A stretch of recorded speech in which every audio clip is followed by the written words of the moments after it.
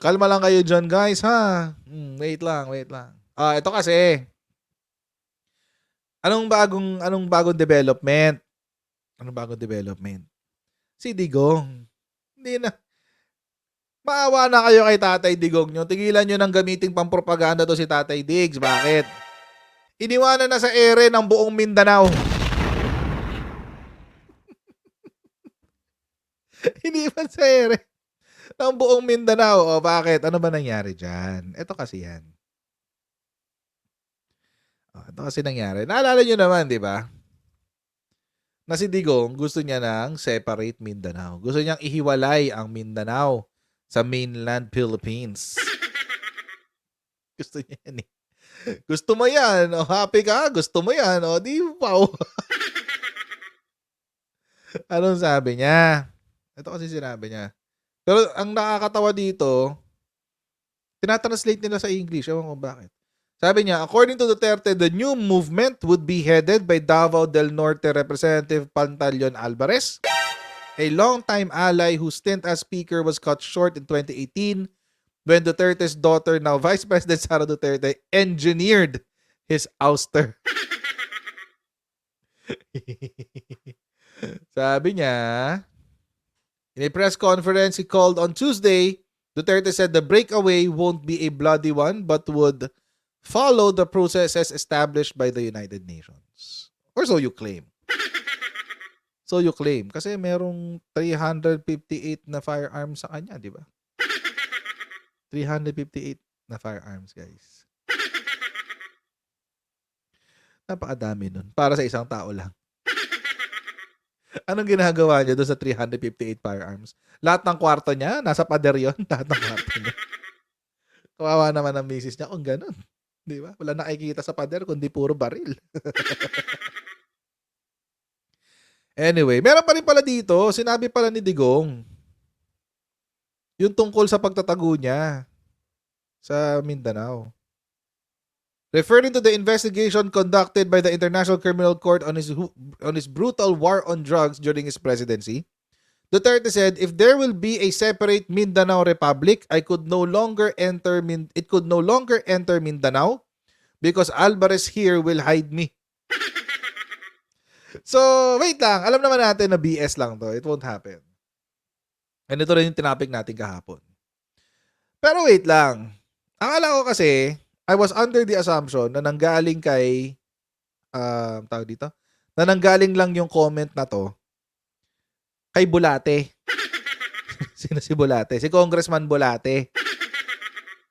Si Raul Manuel. So, mga kutsera, bago tayo magpatuloy sa ating next topic, alam nyo na, magpapasalamat muna tayo sa ating mga kaibigan sa Sendwave, mga kutsera. So, ayan, kung kayo po ay nasa US, UK, Canada, Italy, France, Spain, Ireland, and Belgium, may pwede na po kayo magpadala sa Pilipinas ng inyong mga remittances ng wala pong remittance fees gamit ang Sendwave. Download nyo lang yung app, gawa kayo ng account, ilagay nyo ba account details nyo dyan. At pwede na kayo magpadala sa GCash, Cash Pickup at iba't ibang mga bangko sa Pilipinas. At kapag ginamit nyo pa ngayong promo code na Coach Jared, makakuha kayo ng karagdagan $20 free credit. Yan, kaya gamitin na si Sendwave for all of your remittance needs. Ang alam ko, sa kanya lang nanggaling yung comment. Hindi ko alam na pinick up pala niya yon sa sinabi ni Digong. So, ganito pala. Maliban sa China, sa motibo ng China, guguluhin mo ang buong bansa. Guguluhin mo ang konstitusyon natin, Tatay Diggs. Guguluhin mo ang konstitusyon natin. Guguluhin mo ang buong bansa. Mang-iistorbo ka sa mga taga Mindanao para magkaroon ng signature campaign. Popondohan nyo ang pag-aamyenda ng saligang batas para ihiwalay ang Mindanao sa buong Pilipinas. Para lang makapagtago ka sa ICC? Sana yung tapang. Kala ko matapang. Kala ko kamay na bakal. Kala ko matapang. Asan ang tapang? Gusto mong guluhin ang sistema ng Pilipinas para lang makapagtago ka sa ICC? Ba't di mo lang kasi kausapin si Presidente? Mas simple pa yun. Mas mura pa. Bayad ka lang ng airfare. Bayad ka lang ng airfare. Punta ka Malacanang. Di ka naman tatanggihan yan eh. So, hindi lang pala China ang pwedeng ano nito, motibo. Pati rin pala ICC. Anyway, hindi lang buong Mindanao, buong Pilipinas, Yuki. Ay, ano, tama, Yuki. Hindi lang buong Mindanao, buong Pilipinas ang guguluhin niya. Para lang makapagtago sa ICC. Ano yun, timang? Ba't naman ganun? So weird. Mas mura pa airfare papuntang ano. Kumuha ka ng ano, magkano lang ang ticket ng Cebu Pacific mula Davao hanggang Manila. Magkano lang ticket nun? Diyos ko, guguluhin ang buong bansa para lang makapagtago sa ICC. O sabi mo na lang si Presidente, gano'n na lang gawin mo. So si Alvarez nga daw mag-uumpisa. Ito pa sinabi ni Alvarez. Sabi ni Alvarez, alam naman natin yan. Gusto ron niya magkaroon ng independent Mindanao para makaiwas daw sa away ng China. So ibig sabihin, ilalapit niya ang Mindanao sa China kung sakaling maging independent. So, pangalawa, nagpasalamat pa raw siya kay Romualdez kasi kung hindi raw dahil dyan sa People's Initiative, hindi raw lulutang itong tungkol sa Mindanao secession. Yan. Yan yung sinabi niya. Oo. Ito nga lang ang problema, guys. May problema. Una, may problema si Digong. Una, sabi ng mga congressmen ng Mindanao, mag-isa ka. Mag-isa ka, sabi kay Digong. Zamboanga City Representative Dalipe, Camiguin Representative Romualdo, Cagayan de Oro Representative Rodriguez, and Surigao del Norte Representative Ace Barbers.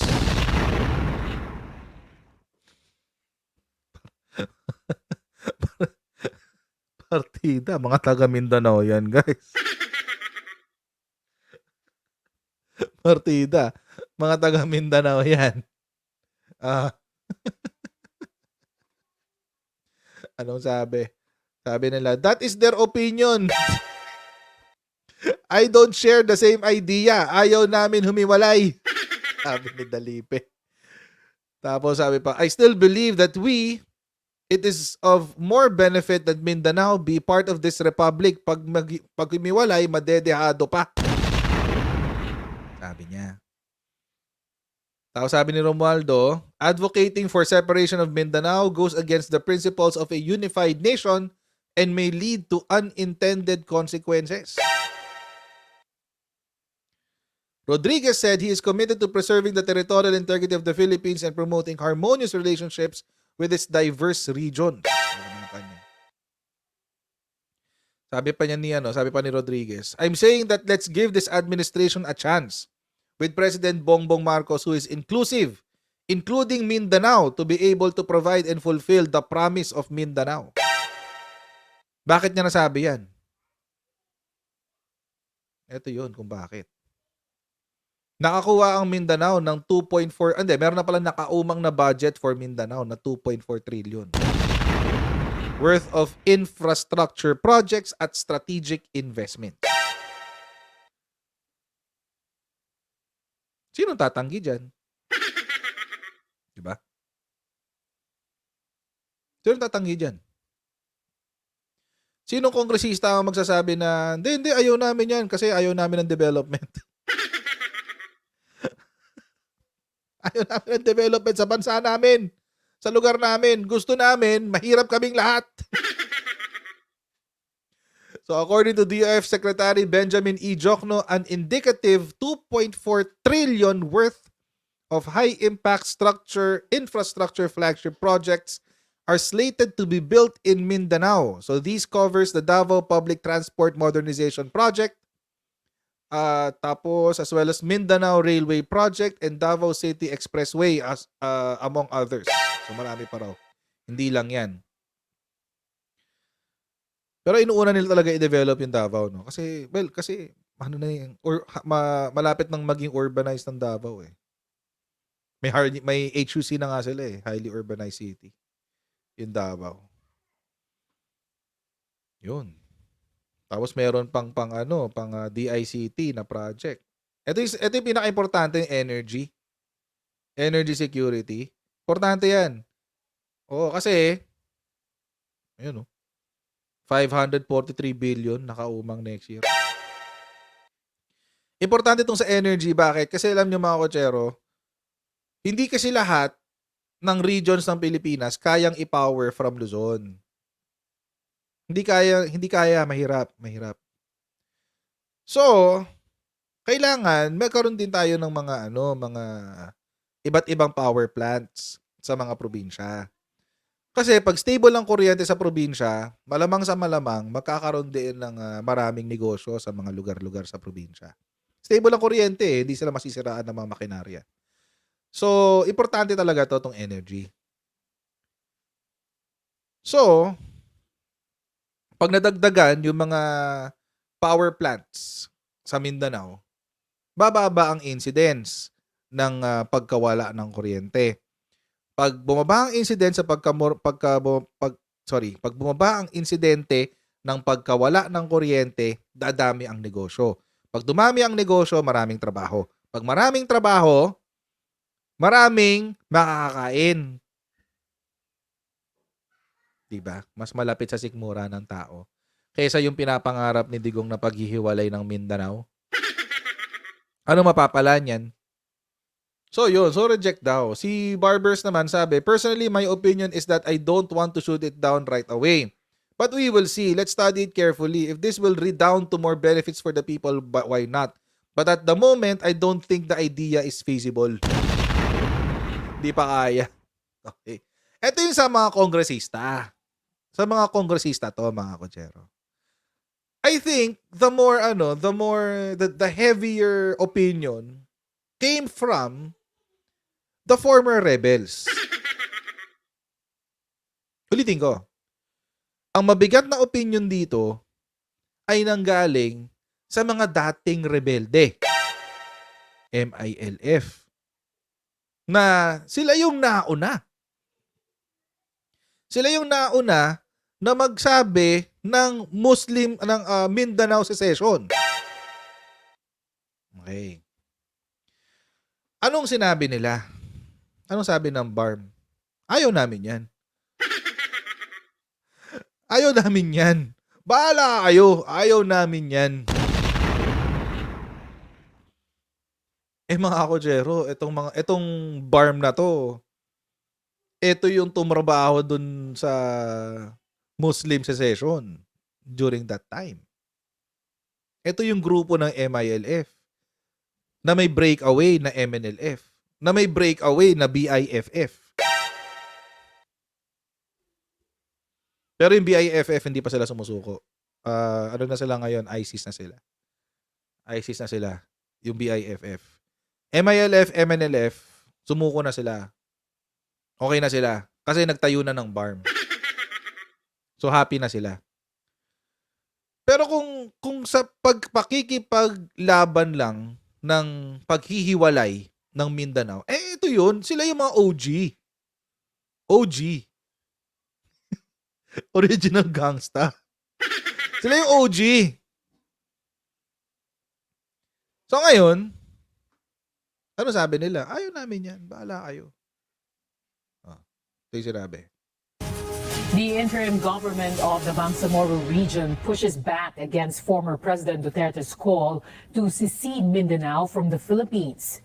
A former associate justice warns public officials who support this move will violate the government's code of conduct. We have this report. The Bangsamoro Transition Authority rejects the proposal of former President Rodrigo Duterte for a separate and independent Mindanao.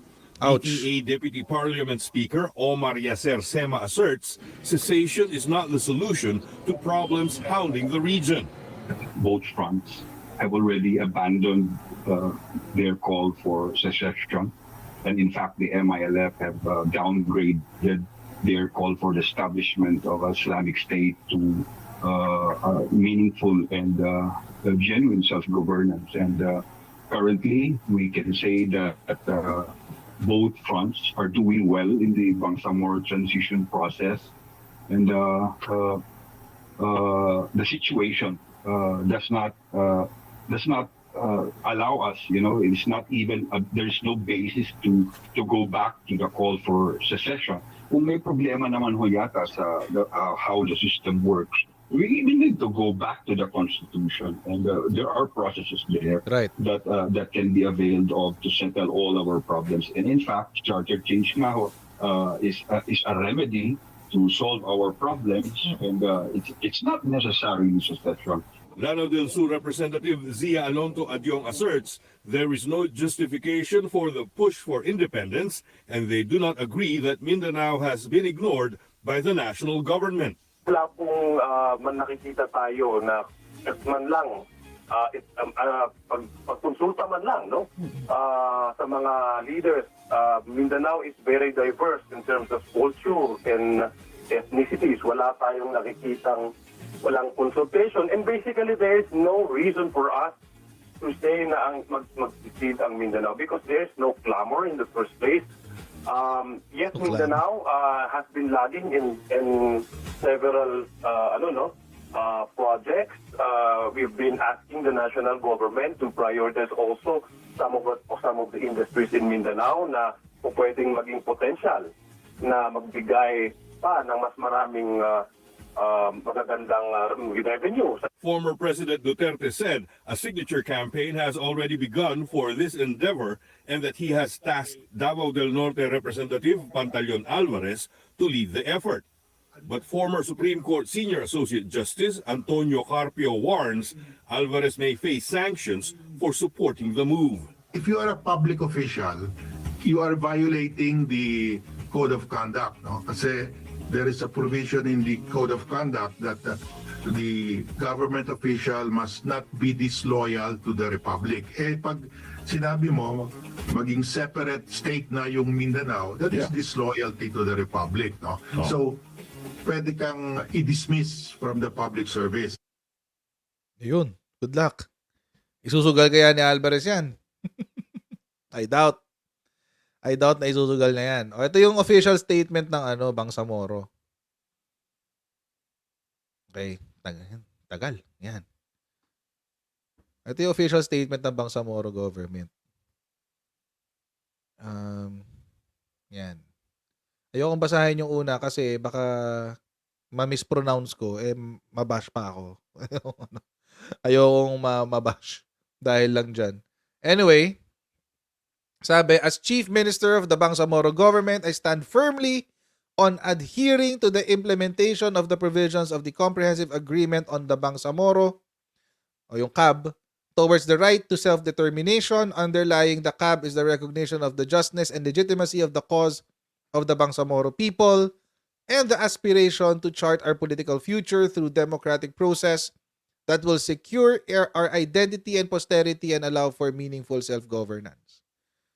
Tapos, although more has yet to be done, parties to the CAB must have made great strides in the implementation of its components and that are ultimately beneficial to the Bangsamoro people. We remain grateful for and acknowledge the significant contributions made by the past and the present President of the Philippines in arriving at the peaceful settlement of the Bangsamoro question. We therefore urge everyone to help protect the gains of the peace process. Huwag daw makisama dun sa mga nagtatawag ng paghihiwalay. Kayo makialam dyan. Protektahan natin yung napagtrabahuhan na natin. Ano ibig sabihin yan? Let us continue to support the current administration and allow peace and civility to reign over the affairs of our land. Ayun. Si ano yan? Honorable Ahod Ibrahim. Paano ngayon yan? Medyo may sana to medyo mas may bigat yung call for the secession of Mindanao kung mahahatak nila yung Bangsamoro.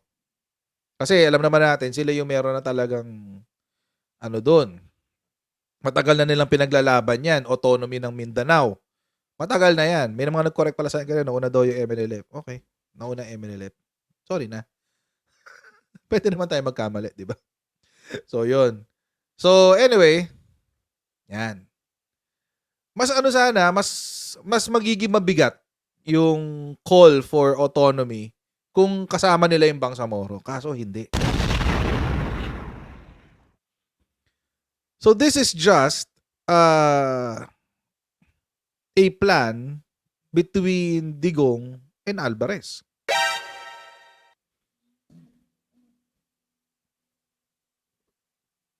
Paano kaya? Ba't kaya sila bilang nagtawag ng ganito? And I think, mga kotsero, the motives are simple. Una, si China, the China question. Pangalawa, yung ICC. So, ibig sabihin, mga kotsero, guguluhin nila ang sistema ng buong Pilipinas para lang patuloy sila makakuha ng benepisyo sa China at makapagtago sa ICC. Yun ang gusto nila mangyari. It's not really for the benefit of the whole of Mindanao. Bakit? Maski nga sa Davao, hindi niya na-improve. Mamin siya, Duterte versus Duterte na naman tayo. Magagalit na naman ang mga Duterte supporters nito. Sabihin, ba't ka ba galit na galit kay Tatay Digong? Hindi ako galit kay Tatay Digong. Pinapakita ko lang sa inyo yung mga ginawa niya at sinabi niya. Sabi niya, nung unang meeting namin sa cabinet, ito sila, sinabi ko talaga sa kanila, unahin niyo yung ibang lugar, ipahuli ninyo ang Davao kasi taga riyan ako. Sabihin nila, syempre si Duterte, Davao, taga Davao. Unahin niya ang Davao. That would be the natural consequence of the flow of reason of unreasoned people. Yung sinabi niya. Ito yung palusot niya. Ito yung palusot ni Digong. Na sinabi ko sa cabinet ko, wag niyo unahin yung Davao kasi iisipin ng mga tao na favorite ko ang Davao. Syempre diyan ako nakatira, 'di ba? So isipin nila na favorite ko talaga ang Davao. Balikan lang natin tong kwento na to. Ba't may 51 billion dyan sa 3 taon? So ibig sabihin, natapos ang termino ni Digong sa Davao, merong 51 billion tapos walang improvement?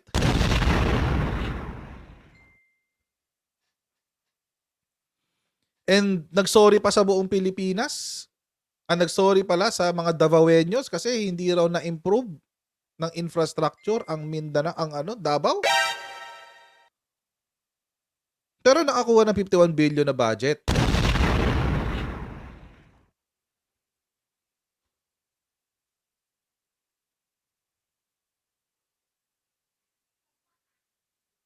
So, now we have an admission. Merong pag-amin sa Tagalog. May pag-amin na sadyang hindi dinevelop ang Davao. Sadyang hindi dinevelop ang Davao, guys. Si Digong nga nagsabi. Mga fans dyan ni Shi Digong.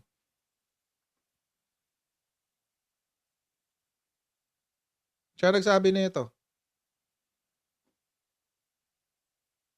Hindi raw talaga niya pina-improve ang Davao. Ba't ko raw unahin ang Davao? Ihuli na raw ang Davao, sabi. So, ang Davao hanggang ngayon, yan pa rin ang airport niya. Masikip, lumiliit na, and it has become terribly small because of the many people using it. Tapos, inasa pa niya sa next administration yung bagong airport.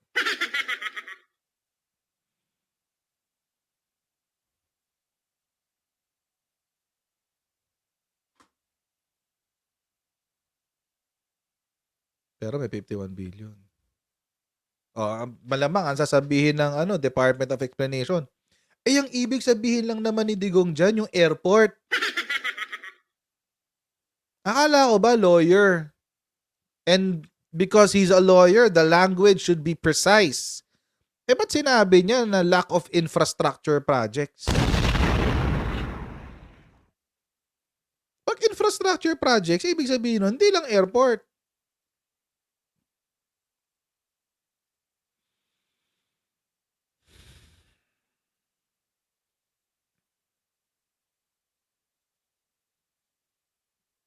Lack of infrastructure project pala eh. Hindi lang airport yan.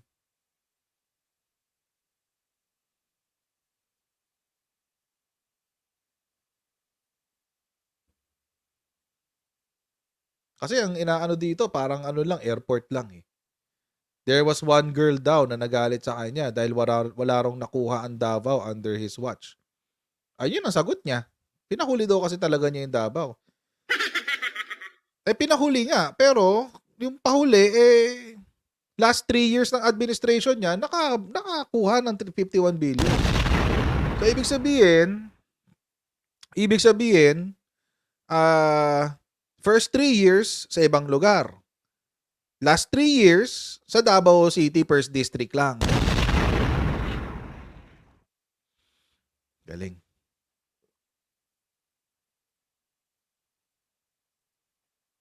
Galing.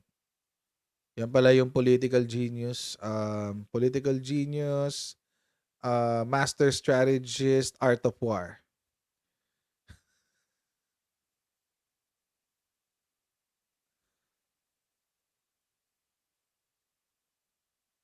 Yan, no?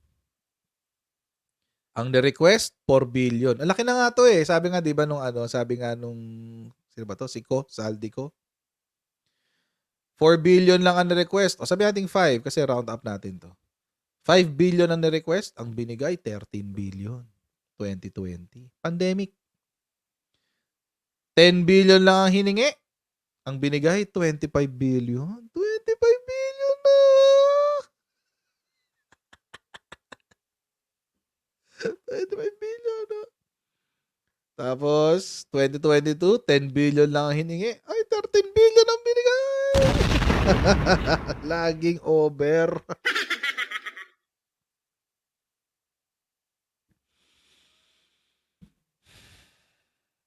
Partida. Allotment to ni Kong Pulong sa DPWH. Pero, sabi ni Presidente, ay pasensya na, wala ako masyadong infrastructure project. Anong ginawa ng DPWH dyan? Anong ginawa ng DPWH dyan? Sa 51 billion. Political genius, master strategist, and art of war. Galing. Galing. Diba? Magaling din magpalusot. So, most probably, yung mga tao na kumukontra ngayon sa pag-secede ng Mindanao.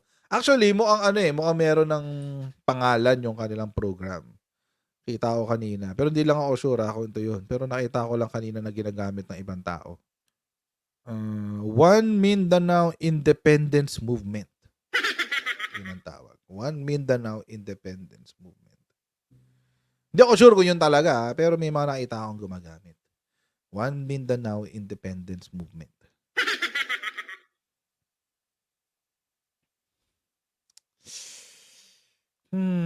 Pinang-ayuda daw yung 51 billion sa first district lang? First district lang? Magkano ayuda sa first district ng Davao City? Sige nga.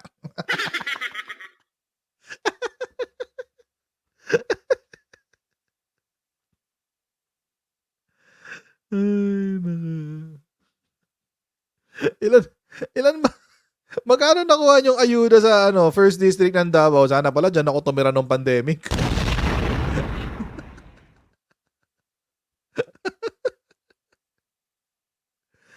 Diyos ko.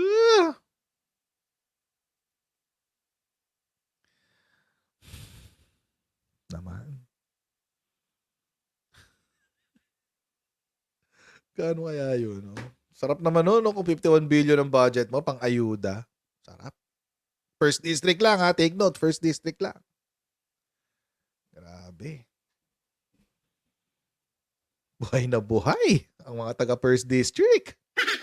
Walang problema.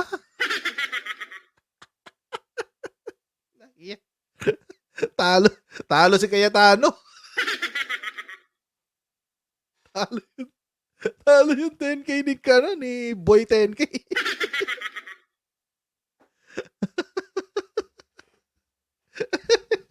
Ayan, bukas makakarinig na naman tayo sa Department of Explanation and Interpretation. ni Tatay Digong. Ni Tatay Shi Digong.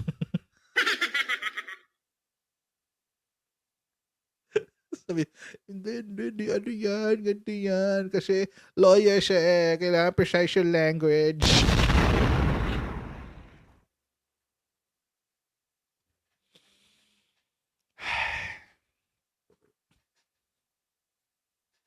Pwede ba?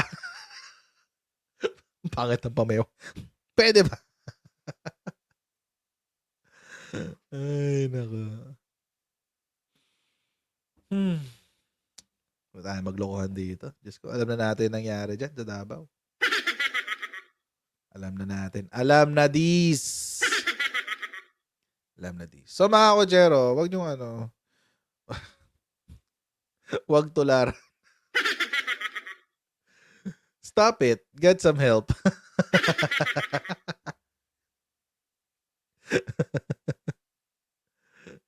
Ay, nako.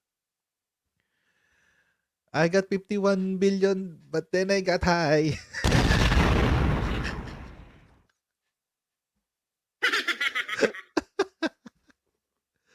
Ay, na. So mga kutsero, hanggang dito lang po muna tayo for today.